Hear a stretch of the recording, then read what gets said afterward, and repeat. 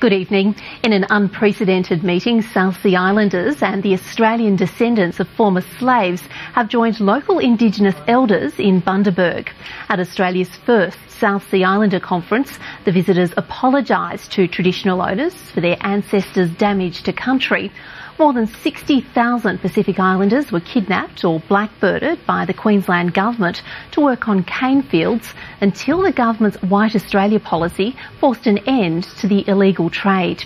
Now their descendants are calling for national recognition of the contribution they made to the nation. Hundreds came to honour their unique contribution to towns like Bundaberg, where the first national conference of South Sea Islanders was held. They were joined by a delegation from each of the 6 provinces of Vanuatu, here to meet the Australian descendants who were blackbirded or stolen from their island homes. My grandfather was brought out as one of the indentured slaves, and I'm a descendant, and the chiefly title was handed down to me. One of the priorities, an important reconciliation between the visitors and local Aboriginal elders.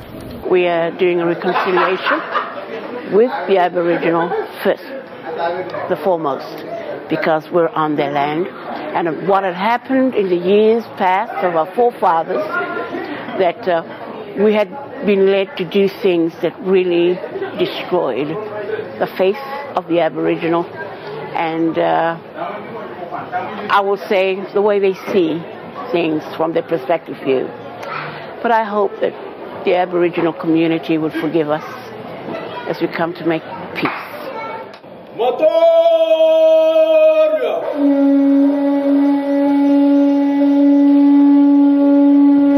What followed was an emotional ceremony on behalf of the people of Vanuatu, for both the Tarabalang Bunda and the Garang Garang communities and those of South Sea descent. We accept the sorry on behalf of the whole South Sea Islanders and any family only start no other part of the only part sorry.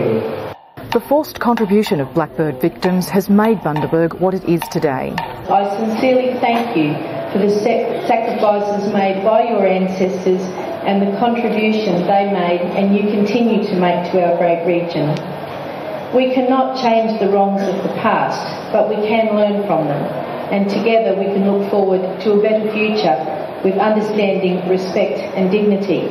Looking to the future, there are plans for a national group to further the calls for recognition. And to actually be able to set up or maybe work towards setting up a national body will just empower our youth so much more and support our elders in recognition of our forefathers.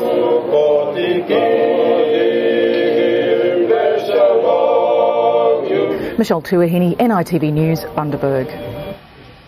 And Queensland's new Minister for Aboriginal